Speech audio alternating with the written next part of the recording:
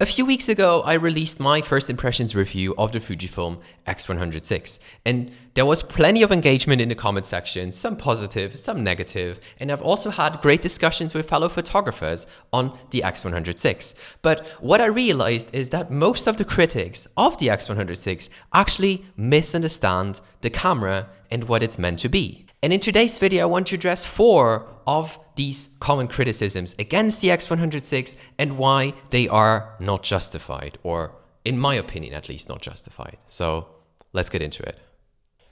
The first misconception of the X100VI is that this camera is compared to the wrong cameras. And the most extreme comment I got is somebody saying, oh yeah, I'm not going to upgrade to this camera because it's not as good as my Canon R6 Mark II in the 24-70 f2.8 zoom. And while this argument is off for a few reasons, let me just quickly introduce you the 3 key pillars that actually make the X100VI the camera it is. So first of all, it's the size. This is a relatively compact camera. Additionally, it's about capabilities. So it's about putting as much capability into a camera that small. And the third one is aesthetics. So having a really great looking retro inspired camera.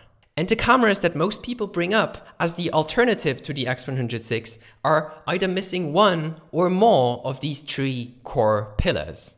So the first camera on my list is the Ricoh GR3. And this camera's main selling point, undeniably, is its size. And this camera is really small, so it gets that point. But it's lagging behind in capabilities. And this performance to capability ratio we're going to address a little bit later in the video, but it's just missing the same capabilities as the X100VI. Additionally, style is a bit of a debatable one, but I would argue that the Fujifilm is still the much more stylish camera. Then the next camera that the X100VI is being compared to is the Nikon ZF. And while this camera is very retro inspired, it is highly capable, in some ways even more capable than the X100VI. It's just missing the same form factor as the X100VI, because the body of a Nikon ZF alone is more than 700 grams, and then you do not even have a lens with it. In other words, a Nikon ZF with a lens is getting close to double the dimensions and the weight of an X100VI, which makes it a bit of an odd comparison to me, at least. And in my opinion, the closest comparison to the X100VI is the Leica Q3, because it's very good looking, it is highly capable, and it's also relatively compact for the features that are in that camera. But the reason why it's also hard to compare it against it is the blatant price difference between these 2 cameras. Because for the same price of a Leica Q3, you could get multiple of these X100VIs, meaning that this huge diversion in price actually makes it really hard to compare the Q3 to the X100VI, because the X100VI gives you so much for a significantly lower price tag. In other words, there is currently no direct competitor to the X100VI that matches it in size, in aesthetics, and in capabilities relative to that compact size.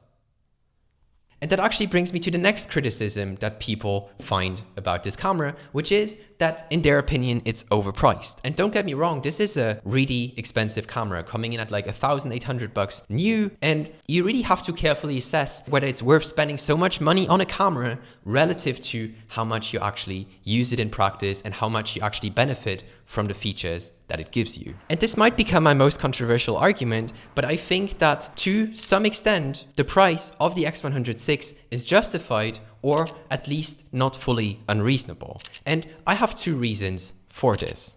First of all, currently there is no direct competitor to the X100VI on the market, and my basic economic knowledge tells me that if there is no direct competitor to a product on the market, then the company that produces the product can basically set the prices as they want, especially when people are able and willing to throw a lot of cash at that company to get their product. And this is the demand side of things, but on the supply side of things, it is also not a big secret that Fujifilm is not able to actually produce the amount of units necessary to saturate the demand on the market.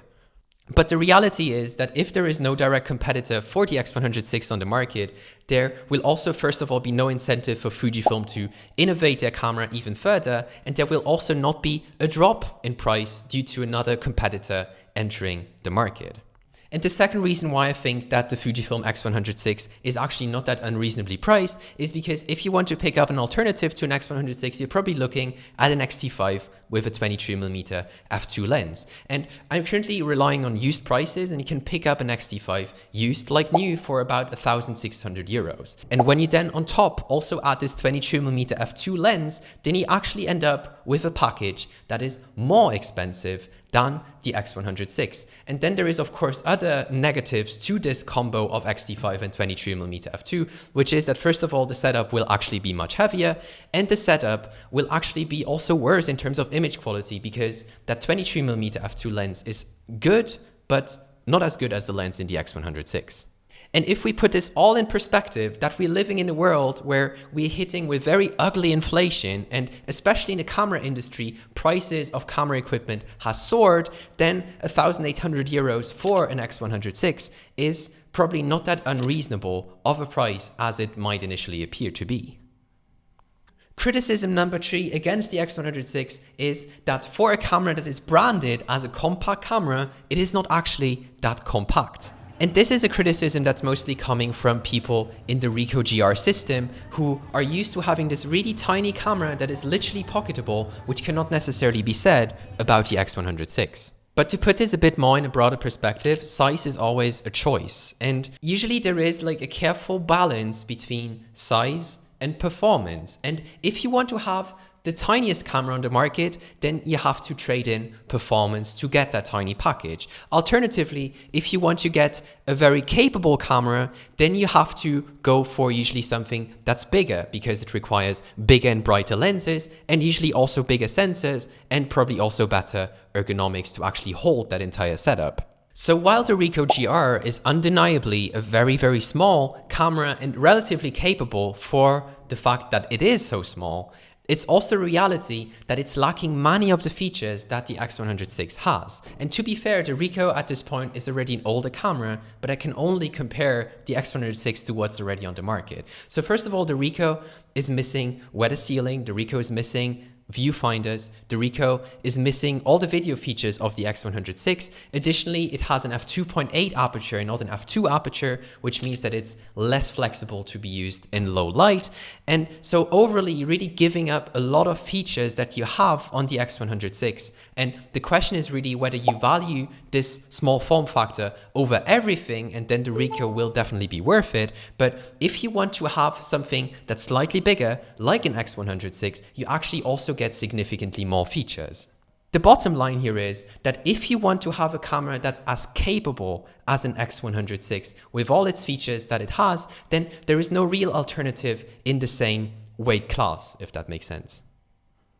The next criticism that people bring up against the X100VI is that the camera is overhyped or even overrated. And on the first one, I actually have to agree, because this camera is overhyped, because the demand for this camera is driven by social media influencers and YouTubers like me who promote this camera online. And many people get this camera because it's hyped and not necessarily because they can benefit from the really high feature set that's in it. And let's be honest, most of the people who buy an X100VI are users to whom I could also give a Fujifilm X-T30 and a 23mm f2 prime, for instance, a much less expensive setup, and they couldn't even tell the difference, not in terms of image quality, nor really in terms of looks, because arguably the X-T30 is still a very, very good looking camera. So in other words, yes, the demand for the camera is mostly driven by the hype and not necessarily by people who actually buy the X100VI for the features or for the technical nitpicky things that it offers. And then there is this aspect of whether the camera is overrated. So in other words, whether there is a gap between how good the camera actually is and how good people portray the camera to be. And I have to say that if you're able to take advantage of the features of the X100VI, then this camera is actually not that overrated, because it brings to the table a few very, very special features. To name a few, you for instance have an ND filter that's not really a thing in interchangeable lenses, meaning that you can blur out like waterfall at longer exposures during the day without having to stop down to, let's say, f16.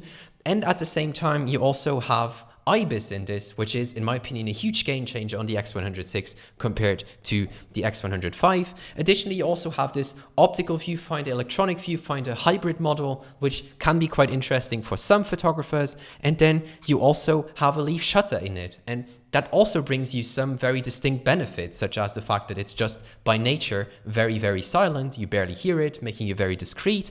But at the same time, it also gives you these really, really high flash sync speeds, which is a feature that's actually so professional that I do not really have a use case for it personally. So is it overrated? Not necessarily, because it brings many of these really, really high-end features to the table, making it a really, really complete camera that can be used in literally any scenarios. Like I've used it in more casual shoots. I've used it for my YouTube stuff, but I've also used it for client shoots, and it has really done a really fine job. In other words, is it overrated? I wouldn't necessarily say so, because if you can actually take advantage of the high feature set that this camera brings to the market, it can really serve for basically all purposes. And if you want to learn how to use this camera in practice and really get the most out of it, I've published my practical review on my channel, which you can find here, so feel free to check that out. And let me know your thoughts in the comment section below. Do you think that my arguments make sense, or do you disagree with me? What are your thoughts? And with that being said, thank you so much for tuning in today, and I hopefully see you in next week's video. Bye.